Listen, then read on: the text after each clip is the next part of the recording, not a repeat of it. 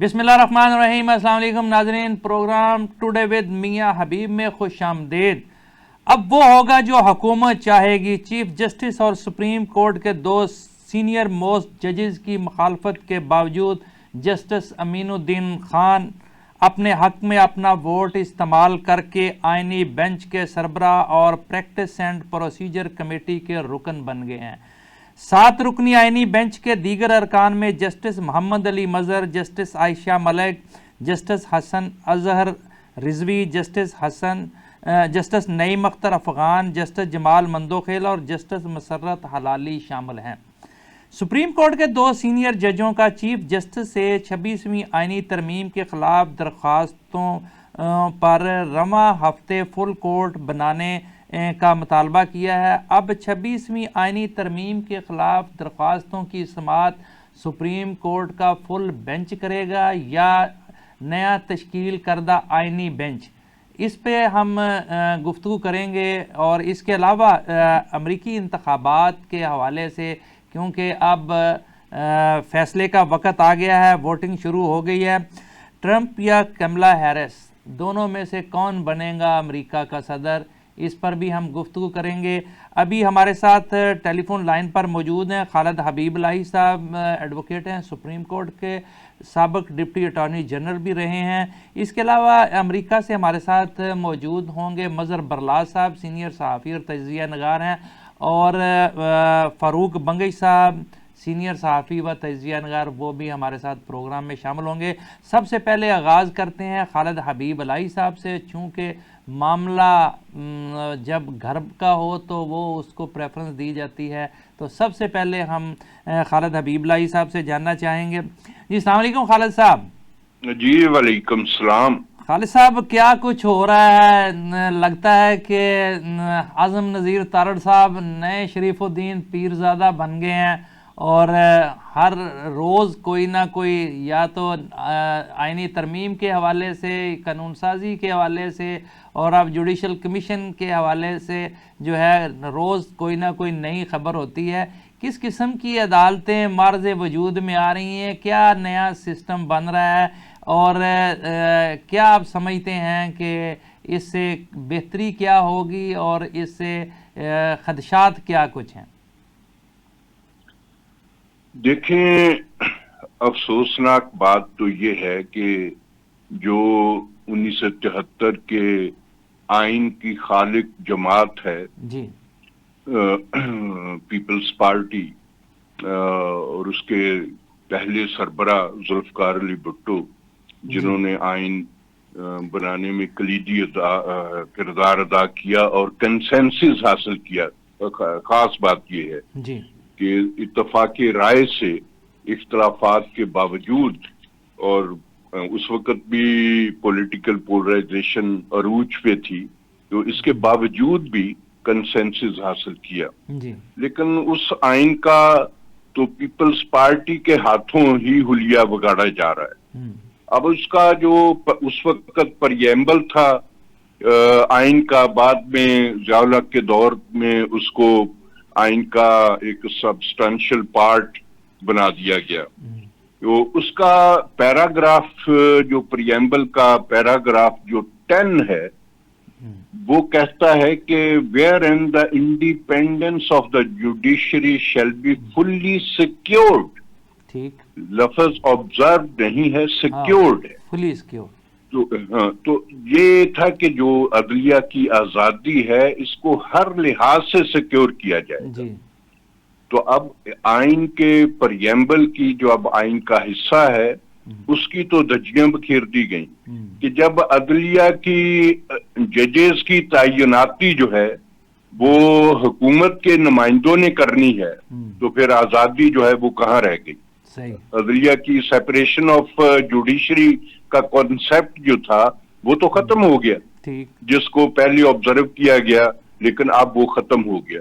अब ये भी एक इत्तफाक कह लें कि जितने भी आईनी बेंच के फाजिल जज साहबान को नॉमिनेट किया गया, अमीनुद्दीन खान साहब के अलावा किसी भी, उनका अपना वोट अपने हक में था تو اس کے علاوہ جوڈیشری میں سے تو کوئی ووٹ ان کے حق میں نہیں گیا, سارے ووٹ جو ہے وہ حکومتی نمائندوں کے تھے. صحیح. تو اس صورتحال میں جو ہے وہ ایک اچھا تاثر نہیں گیا. اعظم نذیر طارڑ صاحب وزیر قانون ہیں, ان کی کامیابی تو تب ہوتی کہ وہ اس طریقے سے امینڈمنٹس کرتے کہ اس پہ جوڈیشری بھی انگلی نہ اٹھاتی اور پبلک بھی اس پہ مطمئن ہوتی. تو اگر پہلے ہی دن سے انگلیاں اٹھنی شروع ہو جائیں تو پھر اس میں کمال والی بات تو کوئی نہیں رہ جاتی, پھر تو دونس اور دھاندلی والی بات ہے. جس طرح بھی آپ نے اکثریت حاصل کر لی, اس پہ آئینی ترامیم پہ بھی آپ نے کوئی ڈیبیٹ نہیں کروائی, وہ بھی رات کے اندھیرے میں آپ نے جو ہے وہ منظور کر لی. تو یہ تو طریقہ نہیں ہے. اچھا امینڈمنٹس جو آئین کی جو ایک جو میں کہہ دوں کہ جو آئینی امینڈمنٹس ہوتی ہیں وہ آج کے لیے نہیں, وہ کل کے لیے ہوتی ہے. جی بالکل درست ہے. باقی قانون سازی تو آج کے لیے ہو سکتی ہے. جی ہاں, جی ہاں, قومیں مستقبل کا سوچتی ہیں اور ہمیشہ جو ہے وہ مستقبل کے حوالے سے جو ہے قانون سازی کی جاتی ہے تاکہ پبلک کو آنے والے دنوں میں جو ہے وہ اس کا فائدہ پہنچے. اچھا بہرحال خالد حبیب اللہ صاحب, یہ ساری ایکسرسائز کرنے کا کوئی مقصد تو ہوگا, حکومت آخر چاہتی کیا ہے؟ نہیں, وہ حکومت تو صرف یہ چاہتی ہے کہ بھئی پی ٹی آئی سے ہماری جان چھوٹی رہے, عمران خان صاحب سے, اور ہم اپنے جس طرح بھی ہے one way or the other way, ہم اپنی پی ڈی ایم 2 کی حکومت کو بھی پرولونگ کر سکیں. اس کے علاوہ تو اور کوئی مقصد نہیں. پبلک انٹرسٹ والی بات کوئی نہیں ہے. پبلک مفاد عامہ والی پوری لیجسلیشن جتنے بھی ہے دیکھ لیں, اس میں مفاد عامہ والی بات ہی کوئی نہیں. جی اچھا, جی جاری رکھیے خالد صاحب. جی تو میں یہ عرض کر رہا تھا کہ بھی اس طرح کی لیجسلیشن جو ہے اور اس طرح کی خاص طور پہ جو آئینی امینڈمنٹس جو ہیں وہ اس طریقے سے نہیں ہونی چاہیے. وہ تو ہر ملک کا, ہر جمہوری ملک کا, بلکہ جو جمہوری ملک نہیں بھی وہاں بھی جب آئینی ترامیم کی جاتی ہیں تو ان کو پبلش کیا جاتا ہے تاکہ پبلک اوپینین اس پہ ایک بلڈ ہو اور اس پہ اس کے میرٹ اور ڈی میرٹس جو ہیں وہ کھل کے سامنے آ سکیں. پھر اس کے سٹیک ہولڈرز میں بحث ہوتی ہے. پھر جب پارلیمانی پارٹی جو گورنمنٹ ہوتی ہے وہ اپنی پارلیمانی پارٹی میں جا کے, کیونکہ اس کے ووٹر ممبران نے ایوان کے اندر تو حکومت کو سپورٹ کرنی ہے, تو ان کا پوائنٹ آف ویو کیسے آتا ہے؟ پارلیمانی پارٹی کے اجلاس میں بل کو رکھا جاتا ہے اور وہ اس پہ سیر حاصل بحث کرتے ہیں, اپنی پرپوزل دیتے ہیں, اپنی تحفظات جی خالد صاحب, میرا خیال ٹیلی فون لائن جو ہے ڈسکنیکٹ ہو گئی ہے. پروڈیوسر صاحب سے کہوں گا کہ دوبارہ ان سے رابطہ کریں. لیکن ناظرین, یہاں اہم معاملہ جو ہے وہ جو ابھی تک سمجھ جاتی ہے وہ یہی ہے کہ اب ساری گیم جو ہے وہ حکومت کے ہاتھ میں آ چکی ہے. حکومت جو ہے وہ جس کو چاہے گی وہ, چونکہ ان کی اکثریت ہے اور جو بھی فارمیشن بنی ہے جوڈیشل کمیشن کی, اس میں جو ہے وہ چونکہ حکومتی اراکین کی تعداد زیادہ ہے تو وہ اپنا فگر گیم میں جو ہے وہ جس کو چاہیں جو فیصلہ کرنا چاہیں وہ کر لیں گے. وہ جس کو انہوں نے چاہا انہیں وہ آئینی بینچ کا سربراہ بنا دیا, اور جن ججز کو وہ آئینی بینچ کا میں شامل کرنا چاہتے تھے ان کو انہوں نے شامل بھی کر لیا, اور باقی معاملات بھی میرا خیال اسی طرح چلیں گے. لیکن ابھی جو وضاحت طلب بات ہے اور جو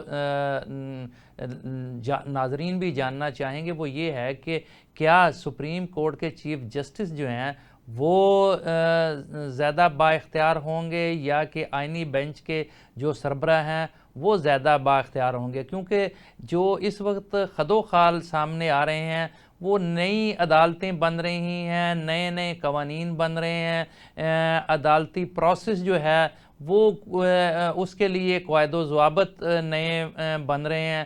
معاملات بہت ہی گمبھیر صورتحال اختیار کرتے جا رہے ہیں. اور سب سے ایک اور اہم بات یہ ہے کہ حکومت نے, پنجابی کے دن काबू करने वास्ते रस्से वट लेने। तो तहरीक इंसाफ को जो है वो काबू करने के लिए हुकूमत ने तमाम तर इक़दामात कर लिए हैं। तो जी प्रोड्यूसर साहब को राब्ता हुआ खालिद साहब से? अच्छा चलें, मुझे ब्रेक का कहा जा रहा है। नाजरीन यहाँ वक्त हुआ है एक छोटे से कमर्शियल ब्रेक का, हमारे साथ रहिएगा, थोड़ी देर बाद फिर आपकी खिदमत में हाज़िर होते हैं। वेलकम बैक नाजरीन, हम गुफ्तगू कर रहे थे अदालती अमूर के हवाले से, और इस वक्त हम आपको अमेरिका लिए चलते हैं। वहाँ मज़हर बरलास साहब से हम गुफ्तगू करेंगे, और अमेरिका में इस वक्त वोटिंग हो रही है, और कल तक फ़ैसला हो जाएगा कि कौन अमेरिका का सदर बनता है।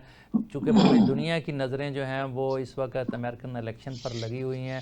ख़ास तौर पर लाहौर से जो है मज़हर बरलास साहब इलेक्शन कवर करने के लिए गए हुए हैं। उन्होंने इस हवाले से काफ़ी तहरीरें भी छोड़ी हैं, प्रिंट हुई हैं उनकी, और इस अलावा जी उनके तबसरे भी हमने सुने हैं। जी अस्सलाम वालेकुम मज़हर बरलास साहब।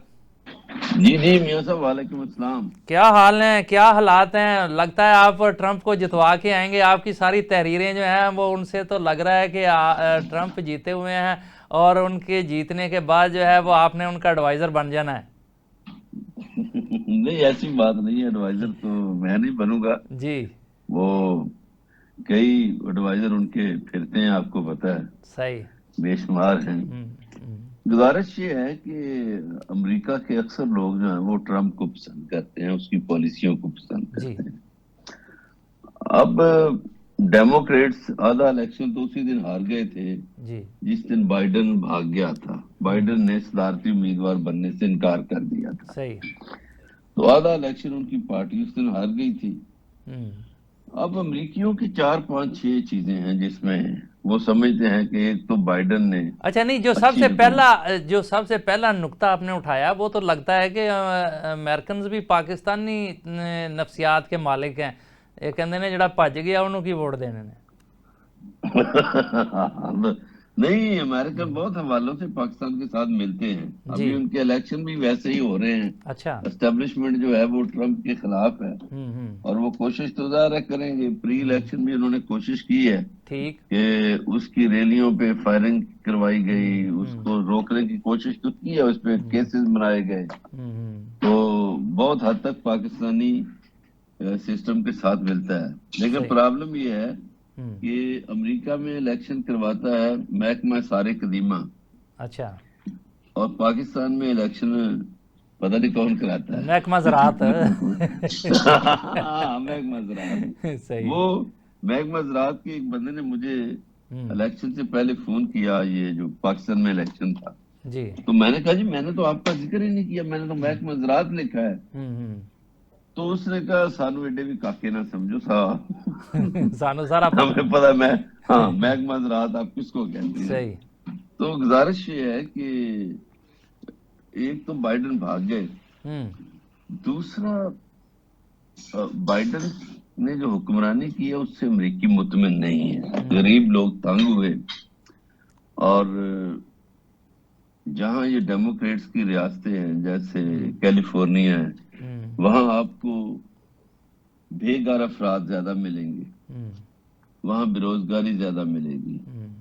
और इनकी पॉलिसी है कि अमीरों को छूट देते जाओ और गरीबों पे टैक्स का बोझ बढ़ाते जाओ। तो इससे आम अमरीकी जो है ना तंग होते हैं। फिर इन्फ्लेशन के बायस भी अमरीकी इनके खिलाफ हुए। फिर जो दरमियानी और छोटा कारोबारी तबका है वो हाई रेट ऑफ इंटरेस्ट के बायस वो भी इनके खिलाफ हुआ। फिर एक और चीज है बड़ी दिलचस्प जी कि अमरीकी जो हैं औरत की हुक्मरानी को पसंद नहीं करते। अच्छा, ये अजीब बात है। ठीक। और आज तक उन्होंने औरत को किसी को भी अपना प्रेसिडेंट नहीं बनाया। अब हेलरी जो थी वो तो अच्छी खासी गोरी चिट्टी थी, और बिल क्लिंटन की वाइफ थी, और वजीर खारजा रही थी, और एक्टिव थी बड़ी, और मीडिया बड़ा दोस्त था उनका। सही। तो वो नहीं जीत सकी। तो मुझे नहीं समझ आती कि कमला कैसे जीत सकेंगी। इनकी मुहिम भी जी जी ट्रंप से कमजोर रही है। तो ट्रंप की मुहिम जानदार है। اچھا ٹرمپ لیکن کے پاس کہتے ہیں کہ پالیسی ہے۔ انہوں نے پیسہ بڑا خرچ کیا ہے، کیملا کے پاس زیادہ فنڈز آئے تھے، اور دوسرا جو ہے وہ کچھ لابیاں بھی ان کے لیے کام کر رہی ہیں۔ میں نے گزارش کی ہے کہ جب اسٹیبلشمنٹ کام کر رہی ہو جی تو فنڈز بھی آپ کے پاس آئیں گے، ہوں لابیاں بھی آپ کے لیے کام کریں گی۔ ہوں اسٹیبلشمنٹ تو کام کر رہی ہے ان کے لیے، صحیح۔ جو ووٹوں کا حساب ہے اس حساب سے تو ٹرمپ الیکشن جیت جائے گا۔ اچھا اور پاپولر اگر اس ووٹ تو کو جو ہے وہ ٹرمپ کے ساتھ ہے، لیکن جو ان کا ایک ٹیکنیکل سا کام ہے کہ ریاستوں کے ووٹ جو ہے الیکٹورل کالج کے جو ووٹ ہیں وہ جو ہے وہ ڈسٹرب کر دیتے ہیں، اور وہ کوئی پتہ نہیں کہ پاپولر ووٹ لینے والا جو ہے وہ الیکٹورل کالج سے ہار جائے۔ نہیں، وہ آپ کی بات بالکل درست ہے، ہیلری اسی طرح آ رہی تھی، گور بھی آ رہا تھا، ہوں لیکن گزارش یہ ہے کہ یہ جو ووٹ ہے جی الیکٹرل کالج والا معاملہ، جی اس میں بھی ٹرمپ آگے ہے۔ اچھا ہاں، وہ جو سوئنگ سٹیٹس ہیں جن کو 7 ریاستیں جو ہیں امریکہ کی، ان میں بھی اب ریپبلکن زیادہ ہیں، ٹھیک اور ٹرمپ نے زیادہ محنت انہیں ریاستوں میں کی ہے، اور اس کی مہم میں وہ اور جگہوں پہ تو شاید نظر ہی کم آیا ہے، انہی ریاستوں میں رہا، تو الیکشن تو وہ جیت جائے گا۔ اچھا چلیں اب اگلی اوکی کہندے نے اب مظہر صاحب اے اگلی گھوڑا تے بات اے ہے، گھوڑے دا میدان ہن تھوڑا جہا وقت رہ گیا، پتہ چل جائے گا کون جیتتا ہے۔ نہیں اگلی گل تو سن لو، اب جی آگے جی جو بات ہے، جی جی اگر پاکستان کی طرح یہاں الیکشن بدلنے کی کوشش کی گئی رزلٹ، اچھا تو امریکہ میں پھر ہنگامے ہوں گے، فسادات ہوں گے، اور امریکہ میں پھر کیس سپریم کورٹ میں چلا جائے گا، صحیح اس سپریم کورٹ میں جس کے جج 9 ہیں، 34 نہیں ہیں، اچھا اور وہ 9 ججوں میں کوئی بھی قاضی نہیں ہوگا۔ اچھا ہاں، وہ بڑے سمجھدار ججز ہوں گے، اور ٹھیک ٹرمپ پھر جیت جائے گا۔ ٹھیک، تو پھر میرا نہیں خیال کہ کوئی ایسی حرکت بھی کی جائے گی، انہیں پتہ ہے کہ سپریم کورٹ سے جا کے معاملات تو پھر واپس ہو جانے ہیں، سیٹسفائیڈ ہو جانے ہیں، تو وہ پھر اسٹیبلشمنٹ کیوں ایسا کرے گی؟ بہرحال چلیں دیکھتے ہیں کیا ہوتا ہے۔ یہ اسٹیبلشمنٹ اس لیے کرتی ہے میاں صاحب جی کہ ان کا خیال یہ ہوتا ہے کہ ہم اس دوران کوئی مقدمے قائم کر لیں گے، ہوں کوئی اور چیز بنا لیں گے، ہوں وہ حربے تو یوز کرتے ہیں۔ صحیح اب دیکھیے ٹرمپ جو ہے وہ جنگوں کے بھی خلاف ہے، صحیح وہ تو کہتا ہے میں 24 گھنٹوں میں جنگیں ختم کرا دوں گا، ہوں تو عام امریکی جو ہے اس کو جنگوں سے تو غرض نہیں ہے، صحیح وہ تو اپنا فائدہ سوچتا ہے، اور اس کے فائدے کی بات ٹرمپ کرتا ہے، ٹرمپ نوکریاں بھی پیدا کر کے دیتا ہے۔ ہوں یہ جو ڈیموکریٹس ہیں، کملا ہیرس کی پارٹی جو ہے وہ تو نوکریاں بھی لوگوں سے چھینتے ہیں، ہوں فرق ہے بہت پالیسیوں میں۔ اچھا یہ بتائیے گا کہ میاں نواز شریف صاحب تھوڑے دن پہلے ہو کر گئے ہیں الیکشن سے پہلے وہاں سے امریکہ، ان کا دورہ کس حوالے سے تھا؟ بظاہر تو انہوں نے کہا ان کے دوست ہیں سعید شیخ، ان کی اہلیہ کی ڈیتھ ہوئی تو اس کے لیے آئے، اچھا لیکن ایکچولی تو وہ کوئی لابنگ کرنے آئے تھے۔ وہ سنا ہے کہ ٹرمپ سے ملاقات کی انہوں نے کوشش تو بہت کی، وہ تو نہیں ہو سکی،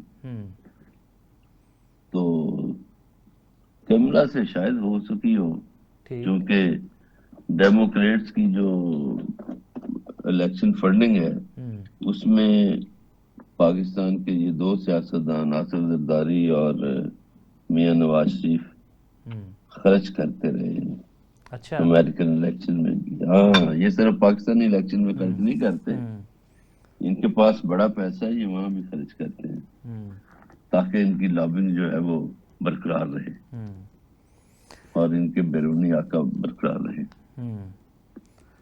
اچھا مظہر برلا صاحب یہ بتائیے گا کہ امریکنز جو بھی جیتے، زیادہ جس طرح آپ کہہ رہے ہیں کہ ٹرمپ کا امکان ہے، تو پاکستان کی سیاست پر اور پاکستان پر اس کے کیا اثرات مرتب ہوں گے، اور اوورآل دنیا میں کس قسم کی تبدیلیاں متوقع ہیں؟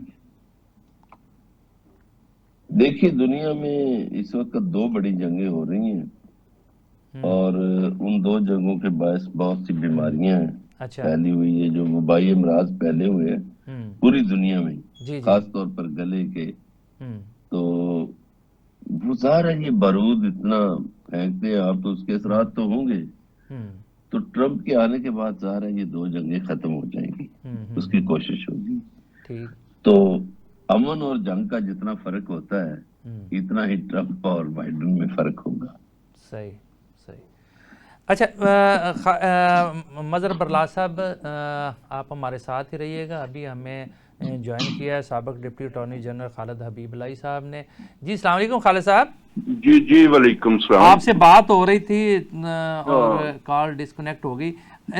صرف یہ جاننا چاہ رہے ہیں, ہمارے ناظرین بھی یہ جاننا چاہ رہے ہیں کہ اب عدالتی خد و خال کیا ہوں گے, کیا آئینی سربراہ کے آئینی بینچ کے جو سربراہ ہیں وہ زیادہ با اختیار ہوں گے, ان کے پاس زیادہ کیسز جائیں گے, یا سپریم کورٹ کے چیف جسٹس جو ہیں وہ زیادہ با اختیار ہوں گے؟ اور ایک اور تھا کہ کیا یہ جو 26ویں آئینی ترمیم چیلنج کی گئی ہے یہ حکومت کے مقرر کردہ آئینی بینچ کے سربراہ کے پاس جائے گی, یا کہ اس پہ فل کورٹ بننے کا امکان ہے؟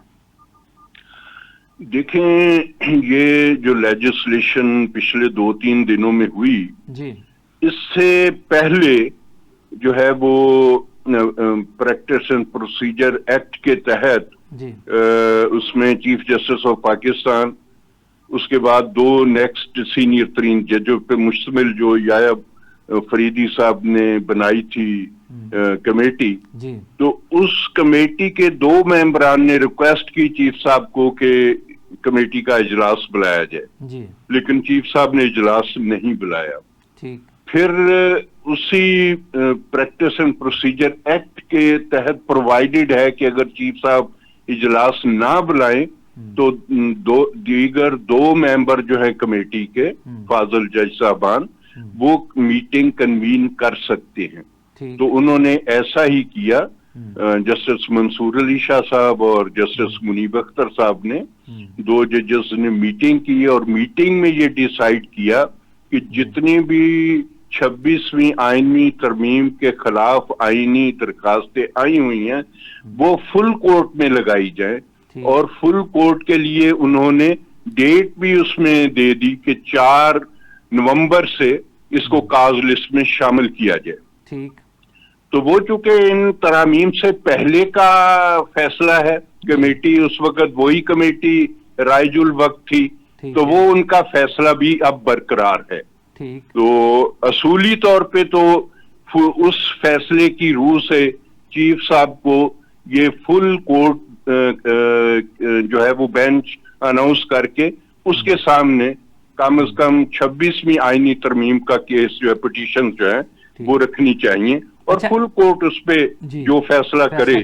لیکن یہ بتائیے گا کہ ٹیکنیکل مسئلہ بن گیا ہے کہ آج جو آئینی بینچ بن گیا ہے, اس کے جو 7 رکنی بینچ بنا ہے, اس کے جو ججز ہیں, کیا وہ بھی اس فل کورٹ میں بیٹھیں گے؟ دیکھیں, اس فل کورٹ میں انہیں بٹھایا بھی جائے تو ان کو نہیں بیٹھنا چاہیے, کیونکہ وہ اس امینڈمنٹ کے بینیفیشری ہیں, اس امینڈمنٹ کی روح سے ہی وہ بنے ہیں. تو وہ جس لیجسلیشن کے ذریعے بنے ہیں اس لیجسلیشن کے خلاف جو ہے پٹیشن ہے, تو جو ایک روایات ہیں سپریم کورٹ آف پاکستان کی, اور بلکہ کوڈ آف کنڈکٹ میں بھی یہ ہے کہ اگر جج کا ذاتی مفاد وابستہ جس کیس میں ہو اس میں جج صاحب کو جو ہے اجتناب کرنا چاہیے, اس بینچ میں نہیں بیٹھنا چاہیے. جی ٹھیک. اچھا, تو اس لحاظ سے تو ان کو نہیں بیٹھنا چاہیے. ٹھیک ٹھیک. اچھا یہ بتائیے گا کہ چونکہ اب یہ آئینی بینچ جو ہیں یہ ہائی کورٹس میں بھی بنیں گے, اور جو ایک نیا قانون بنا ہے ججز کی تعداد میں اضافے کا, وہ اسلام آباد ہائی کورٹ کے ججز کی تعداد بھی بڑھا دی گئی اور سپریم کورٹ کے ججز کی تعداد بھی بڑھا دی گئی. باقی جو 4 صوبے ہیں ان کے ہائی کورٹس میں بھی ججوں کی تعداد بڑھے گی اور وہاں بھی آئینی بینچ بنیں گے؟ دیکھیں, یہ تو تمام ہی ہائی کورٹس جو ہیں پاکستان کی 5 ہائی کورٹس ہیں, 4 صوبے ہیں اور اسلام آباد ہائی کورٹ ہے, یہ 5 میں ہی آئینی بینچ بنیں گے. ٹھیک ہے. تو وہاں پہ چونکہ تعداد جو تھی وہ جج اس وقت 8 کام کر رہے ہیں, لیکن ججوں کی تعداد جو ہے سینکشن وہ 9 ہے اسلام آباد ہائی کورٹ میں, وہ 9 سے بڑھا کے 12 کر دی گئی. وہ تو کسی حد تک مناسب معلوم ہوتا ہے کہ چلو ٹھیک ہے وہاں پہ اتنی ہے, لیکن अगर नेक नीति से हो तो ठीक है, और अगर ये वो हुकूमत ये सोच के करें कि भाई वहां 8 जज कम करें, 8 में से एक चीफ जस्टिस ऑफ पाकिस्तान को निकाल दें, बाकी 7 में से 6 जजेस जो हैं वो जो है वो एजेंसीज के खिलाफ जो है वो खत लिख चुके हैं उनकी मुदाखलत के हवाले से, तो उनको नहीं समझते कि वो उनकी फेवर करेंगे, तो उस लिहाज से उन्होंने वहां भी नए इंडक्शन करके, एलिवेशन करके कभी शायद जो नए आने वाले हों वो को गवर्नमेंट को फेवर दे सकें। तो अगर इस तरह की मोटिव के साथ है तो फिर उसको दुरुस्त नहीं कहा जा सकता। बाकी इस वक्त जो है वो लाहौर हाई कोर्ट में 60 असामियां सैंक्शनड हैं हाई कोर्ट के जजेस के लिए। लेकिन इस वक्त मेरा ख्याल है कि 36 या 37 जज जो हैं काम कर रहे हैं, और बाकी सारी जो 22, 23, 24 असामियां खाली पड़ी हैं, और कई कितने अरसे से खाली पड़ी हैं। तो जो अभी चीफ जस्टिस जो है वो रिटायर हुए या एलिवेट हुए सुप्रीम कोर्ट में, शहजाद साहब, तो उनके दौर में भी कोई इंडक्शन नहीं, उनसे पहले जो चीफ साहब थे उनके दौर में भी कोई इंडक्शन नहीं हुई। तो वहां तो हुकूमत को ये नहीं नजर आ रहा आया कभी कि वहां इतनी जो है वो बैकलॉग है केसों का, इतने ढेर पड़े हुए हैं, तो वहां कम से कम जो मौजूदा असामियां हैं उनको फिल करके ही जो है वो वहां का बैकलॉग जो है वो निकाला जाए। पहले तो जजेस का तकर्रर जो है वो अदलिया में से ही होना था, अदलिया ने करना था। नहीं, ना पहले भी जुडिशल कमीशन ही करता था, लेकिन उस जुडिशल कमीशन में अदलिया के फाजिल जज साहबान की तादाद ज्यादा होती थी, और हुकूमत को यही जो है वो शिकायत थी कि भी वो अपनी अक्सरियत के बलबूते पे अपनी मर्जी के जज भर्ती कर लेते हैं। लेकिन अब आप फिक्र ना करें, फहरिस्तें बन रही हैं, नए बहुत सारे वकला जो हैं वो जज बनने की दौड़ में शामिल हैं, बेफिक्र हो जाए। ऐसे ही है, ऐसे ही जल्दी जो है आप वो सारा बदला हुकूमत जो है वो चुकाना चाह रही है। ऐसे ही, बिल्कुल ऐसे ही है। चले, बहुत शुक्रिया खालिद हबीब लाई साहब गुफ्तगू करने का। जी मजहर बरलाज साहब, आप हमें सुन पा रहे हैं? जी बिल्कुल जी। अच्छा, 2-3 चीज़ें जो जिनसे पाकिस्तान के लोग काफ़ी जो है वो दिलचस्पी रखते हैं। एक तो अगर ट्रंप जीत जाते हैं तो यहाँ एक थ्योरी चल रही है कि जी फिर बानी पीटीआई जो है वो उनको भी रहाई मिल जाएगी। तो चूंकि पाकिस्तान में तो सारे रास्ते बंद कर दिए गए हैं और तहरीके इंसाफ को तो जो है वो दीवार में चुनवा दिया गया है, तो क्या ट्रंप के जीतने से बाकी कोई बानी पीटीआई की रहाई का रास्ता निकलेगा? मियां साहब, आपका सवाल बड़ा दिलचस्प है जी। मैं एक और पहलू की तरफ इशारा करता हूँ जी कि जब रास्ते बंद हो जाते हैं ना जी, तो देखिए हजरत मूसा के लिए भी रास्ते बंद हुए थे, फिर खुल जाते हैं। ठीक। नमरूद शदाद के होते हुए उनके ज़ाहिर है जो भी उस वक्त लोग थे उनके रास्ते बंद कर दिए गए थे। ये जो ताकत का नशा है ना जी, दुनिया में आज तक जितनी भी तारीख है उसमें ताकतवर लोगों ने खुद को ये समझा कि हम हमेशा इक़्तिदार में रहेंगे, लेकिन हमेशा इक़्तिदार अल्लाह का है जी, किसी इंसान का नहीं। सही। लिहाजा ये ताकतवर इंसान जो थे इनके खिलाफ इनके घरों से रास्ते बन गए। जैसे मैंने हजरत मूसा की एक मिसाल दी, फिरौन के घर में तो परवरिश हुई उनकी, तो अल्लाह ताला रास्ते निकालता है। देखिए बानी पीटीआई का कसूर कोई नहीं, मैं समझता हूँ कि उसका कसूर सिर्फ ये है कि उसने पाकिस्तान के माफियाज को हाथ डाला। तो जब आप माफियाज को हाथ डालेंगे तो माफिया ज़ाहिर है बड़े तगड़े होते हैं जी, वो आपको गिरफ्तार भी करवा लेते हैं, वो सजाएं भी, और सजाएं भी कैसी कि केसेस ही नहीं है उनमें, हकीकत ही कोई नहीं। तो बानी पीटीआई वैसे ही मेरा ख्याल रहा, और डोनाल्ड ट्रंप की जीत उनके लिए ज़ाहिर है अखलाकी सपोर्ट तो होगी, लेकिन रहा तो उन्होंने पाकिस्तानी कोर्ट से ही होना है। सही। तो वो वैसे ही हो रहे हैं। ठीक, बहुत शुक्रिया मजहर बरलाज साहब गुफ्तगू करने का। नाज़रीन। کمرشل بریک کا ہمارے ساتھ رہیے گا، تھوڑی دیر بعد پھر آپ کی خدمت میں حاضر ہوتے ہیں۔ ویلکم بیک ناظرین، ہم گفتگو کر رہے تھے پاکستان کے عدالتی معاملات اور امریکن الیکشنز کے حوالے سے۔ ابھی ہمیں ٹیلی فون لائن پر جوائن کیا ہے فاروق بنگئی صاحب نے، سینئر صحافی اور تجزیہ نگار ہیں، اور بین الاقوامی ایشوز پر بڑی گہری نظر رکھتے ہیں، اور خاص کر کے امریکہ میں ہونے والے انتخابات پر بھی ان کی گہری نظر ہے۔ ان سے پوچھتے ہیں کہ کیا صورتحال ہے، کون جیت رہا ہے۔ جی السلام علیکم بنگئی صاحب۔ وعلیکم السلام میاں صاحب، کیا حال ہے آپ کے؟ ٹھیک ہیں؟ ٹھیک ہے، اللہ کی مہربانی۔ ماشاءاللہ۔ اچھا یہ بتائیے گا کہ چونکہ عالمی سطح پر ہونے والے واقعات پر آپ گہری نظر رکھتے ہیں، امریکہ جو انتخابات ہیں، اس میں کس کا پلڑا بھاری ہے؟ اب تو وقت آ گیا ہے کہ چند ہی گھنٹوں بعد، 24 گھنٹوں بعد جو ہے رزلٹ بھی سامنے آ جائے گا کہ کون سپر پاور کا نیا پریزیڈنٹ ہوگا۔ لیکن اس کے ساتھ ساتھ جو ہم آپ سے پوچھنا چاہ رہے ہیں، ایک تو انتخابات پر بھی آپ بات کیجیے گا، اور دوسرا اس کے پاکستان کی سیاست پر کیا اثرات مرتب ہوں گے، اور خصوصی طور پر ایران، افغانستان اور پاکستان کے حوالے سے۔ بسم اللہ الرحمن الرحیم۔ میاں صاحب، ابھی ایک امریکن ادارے نے کوئی تحقیقی رپورٹ بھی شائع کی ہے، اچھا جی۔ جہاں ٹف مقابلہ ہے وہاں پہ انہوں نے بتایا ہے کہ جناب وہاں ڈونلڈ ٹرمپ جو ہے نا وہ اس کا پلڑا بھاری ہے۔ جی۔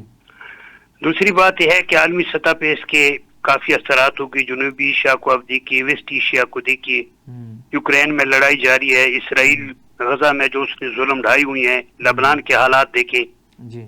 ایران اور اسرائیل کی کشیدگی ہے، مشرق وسطیٰ کا امن خطرے میں ہے۔ جی جی۔ اور یہ اتنے اہم انتخابات ہے کہ پہلی بار روسی صدر کی بھی ان پہ نگاہیں لگی ہوئی ہیں صحیح کہ شاید میرا من پسند آدمی آ جائے تو وہ صدر تو مجھے یوکرین کے حوالے سے کچھ ریلیف دے دے۔ جی۔ تو پورے دنیا کے ممالک اور خطے جتنی بھی ہیں مختلف، ان کی نگاہیں ان انتخابات پہ لگی ہوئی ہیں۔ جی۔ دوسری طرف انٹرنلی دیکھا جائے تو سب پر امید ہے کہ یہ ری شپنگ آف کنٹری کریں گے۔ ٹھیک۔ امریکن پالیسیاں جو ہے کراس روڈ پہ ہیں اس وقت، اور نیو اسٹریٹجک اور نیو اکنامک تنظیمیں بن رہی ہیں، جس کی روشنی میں ان کی کوششیں ہیں کہ یہ امریکہ کی نئی پالیسیاں بنائی جائے۔ جی۔ اور جو نیٹو پریوار ہے وہ بھی کافی اس حوالے سے اس پہ اثرات مرتب ہو سکتے ہیں۔ جی۔ ان انتخابات میں ہمیں کچھ اس دفعہ پاکستانی رنگ بھی دکھائی دے سکتا تھا، اچھا۔ کیونکہ کئی لیگل چیلنجز ہیں، پیچیدگیاں ہیں، ڈس آرڈر ہے، اور اس کے علاوہ ڈیلے سرٹیفیکیشن کا معاملہ بھی ہے، اور الیکشن واچر کا کہنا ہے جی۔ کہ کنٹروورشل سٹیج بھی آ سکتا ہے ان انتخابات میں، اچھا جی۔ جیسے عمومی طور پہ پاکستان میں آتا ہے۔ جی جی۔ لیکن پاکستان پہ اور افغانستان پہ میں دیکھ رہا تھا تو وہاں بھی مختلف جو ہے نا آرا ہے۔ جو ہارڈ لائنر ہے ان کا تو کہنا ہے کہ جو بھی آئے گا امریکہ میں وہ افغانستان کے لیے فائدہ مند نہیں ہوگا، اچھا جی۔ کوئی سکون نہیں ملے گا۔ لیکن ایک سوچ یہ بھی ہے کہ نہیں، شاید ٹرمپ کے آنے سے جو ہے نا افغانستان کو ریلیف ملے، کیونکہ جو فوجی نکالے گا ایک دفعہ، جو فیصلہ کرے گا وہ دوبارہ ایسی حرکت نہیں کر سکتا ہے۔ جی۔ لیکن پاکستان کے حوالے سے جب ہم دیکھتے ہیں تو پاکستان پہ تو اثرات مرتب ہوں گے۔ جی۔ جو بھی جیتے گا، یہ نہیں ہے کہ ٹرمپ یا کون بھی، پاکستان پہ جو ہے نا پالیسی چینج ہوگی۔ جی۔ لیکن ہم نے یہاں پش بٹن چینج کی جو توقعات وابستہ کی ہے بانی پی ٹی آئی کے حوالے سے خاص کر کے، جی۔ ایسا ہرگز نہیں ہوگا۔ جی۔ البتہ گراؤنڈ بنایا جائے گا۔ اس کی بنیادی وجہ یہ ہے کہ عمران کے حامی امریکن لابی کا کہنا ہے جی۔ کہ معاملات طے ہونے سے کئی جو ہے نا فائدے ہوں گے۔ جی۔ کہ ایک پاکستان میں سیاسی استحکام آئے گا، دوسری بات یہ کہ پاک امریکن تعلقات میں رجیم چینج کے الزام سے جو تلخی پیدا ہو گئی تھی وہ ختم ہو جائے گی۔ جی۔ تیسری بات یہ کہ پاکستان جو ہے مزید ایکٹیو ہو جائے گا سفارتی سطح پہ، یہ ان کا کہنا ہے۔ جی۔ لیکن اصل بات یہ ہے کہ آپ کو پتہ ہے کہ پاکستان جس خطے میں واقع ہے اس کے ساتھ امریکن کے کئی آپشن آبجیکٹیو جو ہے نا وہ وابستہ ہے۔ جی۔ حالت جنگ میں وہ ویزیبل ہوتی ہیں وہ آبجیکٹیو، اور حالت امن میں انویزیبل ہوتی ہیں۔ ٹھیک۔ اور بعض وقت یہ چیزیں ہوتی ہے کہ کئی مطالبے آتے ہیں جس کو ہم RRF کہتے ہیں، ریکوائرڈ ریکویسٹ فلفلمنٹ، جب ایسے حالات ہوتے ہیں تو ان میں ہرڈر آتے ہیں جی اور ان ہرڈر پہ قابو پانے کے لیے امریکہ کوئی نہ کوئی راستہ نکالتا ہے. اچھا جی. یہی وجہ ہے کہ ضرورت پیش آئی ہے کہ امریکہ چاہتا ہے کہ پاکستان میں جو ہے نا پولیٹیکل اور انٹرنل سٹیبلٹی ہو, اور اس سٹیبلٹی کی بنیادی ذمہ دار جو بائیڈن کے ساتھ ذاتی دوستی کے دعوے دار لوگ ہیں, جی کیونکہ وہ ناکام ہو گئے, ڈیلیور کرنے میں بھی ناکام ہو گئے ہیں, اور انہوں نے کچھ ایسی حرکتیں کی کہ یہ معاملہ جو تھا انٹرنل معاملہ انٹرنیشنلائز ہو گیا ہے. جی آج آپ ہزار بار بھی کہے کہ پاکستان میں استحکام ہے, لیکن دنیا قبول نہیں کرتی کہ پاکستان میں استحکام ہے, جی کیونکہ ایک طرف تو یہ ڈیلیور کرنے میں ناکام ہو گئے ہیں, اور دوسری طرف یہ ہے کہ دنیا نہیں مانتی کہ یہاں پہ استحکام آیا ہوا ہے. جی اور جب دنیا تسلیم نہیں کرتی تو بظاہر ہے اس قسم کے کچھ مطالبے تو آئیں گے. اب جو بات جہاں تک ہے بانی پی ٹی آئی کے حوالے سے, جی تو حالات کے تقاضا ہے اور حالات کے تحت آپ دیکھ رہے ہیں کہ ریلیف ملتا جا رہا ہے اس کو, اور مزید میں ریلیف کا بھی امکان ہے. میری بات سنیں, کیسے ریلیف ملتا جا رہا ہے؟ وہ تو ان کی جماعت کو تو جو ہے وہ ہر روز نت نئے قوانین بنا کر اور آئین میں ترمیم کر کے ان کو تو نکرے لگا دیا گیا, ان کا تو سانس لینا محال ہو رہا. آپ کہہ رہے ہیں انہیں ریلیف. دیکھیں جی, جہاں تک ترمیم کا تعلق ہے, ترمیم کا جو ہے نا پی ٹی آئی سے کوئی تعلق نہیں ہے. جی اس کی وجہ یہ ہے کہ اس وقت ملک جو ہے نا بلوں کی ضد میں ہے. ایک طرف بجلی کے بل ہیں اور دوسری طرف پارلیمنٹ کے بل ہیں. ٹھیک. ہماری یہ جو جمہوری حکمران ہے نا, جو اپنے آپ کو جمہوری کہتے ہیں, جی نام تو ان کا جمہوری ہے لیکن کام ان کے تیموری ہے. یہ جمہوری حکمران جو ہوتے ہیں وہ اپنی بقا جو ہے نا عوامی کاموں میں ڈھونڈتے ہیں, لیکن یہ جمہوری حکمران جو ہے وہ اپنی بقا شخصیات کی تقرریاں اور مدت تعیناتی میں توسیع میں ڈھونڈتے ہیں. کیونکہ آج کل آپ دیکھ رہے ہیں کہ ان حکمرانوں کے لیے شجر سایہ دار وہ جو ہے چیف الیکشن کمشنر ہے. جی ہاں, تو یہ جو قوانین بنا رہے ہیں نہ صرف عمران کے لیے, یہ اپنی قوانین اپنی سہولت کے لیے اور اپنی ناکامیوں پر پردہ ڈالنے کے لیے بنا رہے ہیں کہ ہمیں کچھ سکون ملے گا. لیکن جو جہاں تک بانی پی ٹی آئی کا تعلق ہے یا پی ٹی آئی کا تعلق ہے تو اس کو ریلیف ضرور ملے گا. یہ نہیں ہے کہ ملے گا. اب دیکھیں آخری امید جو تھی انہیں عدالتوں سے تھی, اور عدالتوں میں بھی جو نیا سیٹ اپ بنایا جا رہا ہے جس سے بالکل عدالتوں کی بنیاد ہی چینج ہو جائے گی, اس کے بعد پھر کہاں گنجائش رہ جاتی ہے پاکستان کے انصاف کے سسٹم میں کہ وہ اتنا بڑا سٹینڈ لے کر بانی پی ٹی آئی کو کوئی ریلیف دے سکیں. دیکھیں جی, بانی پی ٹی آئی کو ریلیف جو ہے وہ اگر ریلیف کسی نے دینا ہے تو عدالتوں سے پہلے بھی تو عدالتوں میں کون سا ریلیف ملا ہے. حالات ریلیف دیتے ہیں میاں صاحب. جب حالات چینج ہوں گے تو آپ کو پتہ ہے کہ بایو میٹرک مشینیں پھر ایئرپورٹ پہ چلی جاتی ہیں. صحیح, یہ تو آپ کو پتہ ہے. ہاں جی. اب یہ ہے کہ یہاں پر جو لوگ دیکھ رہے ہیں وہ یہ کہتے ہیں حالات کے تحت اور اس کو ریلیف ملنے کے لیے ایک ٹائم زون ہے, نومبر کے آخر اور مڈ دسمبر. صحیح. کیونکہ جنوری کے پہلے عشرے میں 2025 نئے سال میں تو نئی حکومت امریکہ کا آپریٹو ہو جائے گی, کام شروع کر دے گی. جی. اس وقت اگر کوئی تبدیلی آئے گی نا تو وہ پھر ایک جس کو عام طور پہ کال کہا جاتا ہے کہ کال آئے گی, لیکن کال آنے سے پہلے انہوں نے کچھ تو کرنا ہے, کوئی راستہ تو بنانا ہے. دوسری بات یہ ہے کہ ہم امریکہ کے ان انتخابات کو صرف پی ٹی آئی کی اورینٹڈ دیکھ رہے ہیں. جی. ایسا ہرگز نہیں ہے. صحیح. خطے میں اگر دیکھا جائے تو امریکہ انڈیا کو بہت اچھی طرح ایڈجسٹ کرے گا, جو ہمارے لیے بہت بڑا چیلنج ہے. جی. آپ دیکھ رہے ہیں کہ چائنا سے ناراضگی کے باوجود بھی انڈیا ان تمام تنظیموں میں سرگرم ہے جس میں چائنا جو ہے نا وہ بھی شامل ہے. صحیح. حالانکہ ان کے آپس میں کافی معاملات خراب ہیں شروع سے, آج کے نہیں. تو اس چیز کو ٹیکل کرنے کے لیے وہ چائنا کو روکنے کے لیے یا رشین کی کسی بھی تنظیم کو ان کی بالادستی کو روکنے کے لیے انڈیا کو جو ہے ایڈجسٹ کرے گا ہر صورت میں. اچھا جی. آپ دیکھیں یہ جو ان کا وزیر خارجہ آیا ہوا ہے جی ایران کا پاکستان کے دورے پہ, جی, تو آپ کیا سمجھتے ہیں کہ پائپ لائن کا معاملہ یہ پوچھنے کے لیے آیا ہوا ہے کہ جی آپ پائپ لائن شروع کر لیں گے, پاکستان اس کو شروع کر سکتا ہے؟